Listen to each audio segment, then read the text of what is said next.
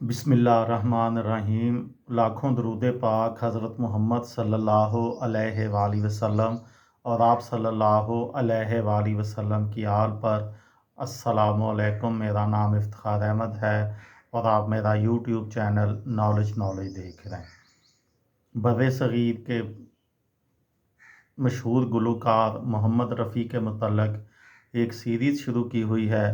اس سلسلے میں آج کی ویڈیو کا عنوان ہے، کیا محمد رفیع کو ان کا حق مل سکا؟ موسیقار نوشاد اکثر محمد رفیع کے بارے میں ایک دلچسپ قصہ سناتے تھے۔ ایک بار ایک مجرم کو پھانسی دی جا رہی تھی۔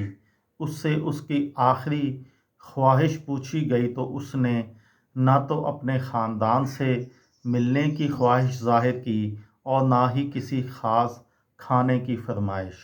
ان کی صرف ایک خواہش تھی، جسے سن کر جیل ملازم حیران رہ گئے۔ اس نے کہا وہ مرنے سے پہلے محمد رفیع کا بیجو باورا فلم کا گانا او دنیا کے رکھوالے سننا چاہتے ہیں۔ اس پر ایک ٹیپ ریکارڈر لایا گیا اور ان کے لیے وہ گانا بجایا گیا۔ کیا آپ کو معلوم ہے کہ اس گانے کے لیے محمد رفیع نے 15 دن تک ریاض کیا تھا اور ریکارڈنگ کے بعد ان کی آواز اس حد تک بیٹھ گئی تھی کہ کچھ لوگوں نے کہنا شروع کر دیا کہ محمد رفیع شاید کبھی اپنی آواز واپس نہیں پا سکیں گے، لیکن رفیع نے لوگوں کو غلط ثابت کیا اور بھارت کے سب سے زیادہ مقبول گلوکار بنے۔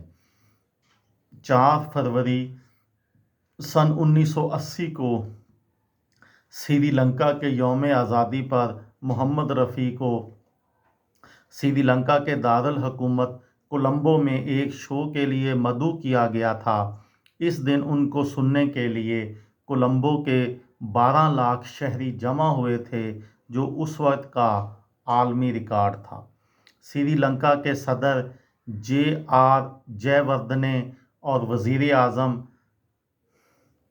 پریما داسا افتتاح کے فوراً بعد کسی اور پروگرام میں حصہ لینے جانے والے تھے، لیکن رفیع کے زبردست گانے نے انہیں رکنے پر مجبور کر دیا اور وہ پروگرام ختم ہونے تک وہاں سے ہل نہیں سکے۔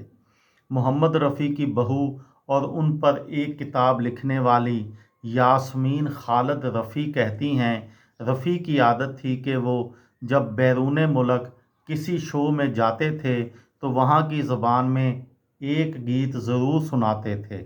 اس دن کولمبو میں بھی انہوں نے سنہالا زبان میں ایک گیت سنایا، لیکن جیسے ہی انہوں نے ہندی گانے سنانے شروع کیے، بھیڑ بے قابو ہو گئی، اور ایسا تب ہوا جب ہجوم میں شاید ہی کوئی ہندی سمجھتا تھا۔ اگر ایک گیت میں اظہار عشق کے 101 طریقے ظاہر کرنے ہوں تو آپ صرف ایک ہی گلوکار پر اپنا پیسہ لگا سکتے ہیں، اور وہ ہیں محمد رفیع۔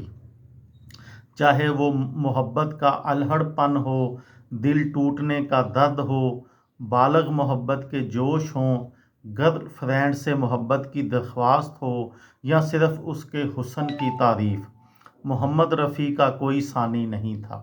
محبت کو چھوڑ کر اور انسانی جذبات کے جتنے بھی پہلو ہو سکتے ہیں، دکھ، خوشی، اعتماد، حب الوطنی، یا پھر گائیکی کا کوئی بھی طور ہو، بھجن ہو، قوالی ہو، لوک گیت، کلاسیکی موسیقی یا غزل، محمد رفیع کے ترکش میں تمام تیر موجود تھے۔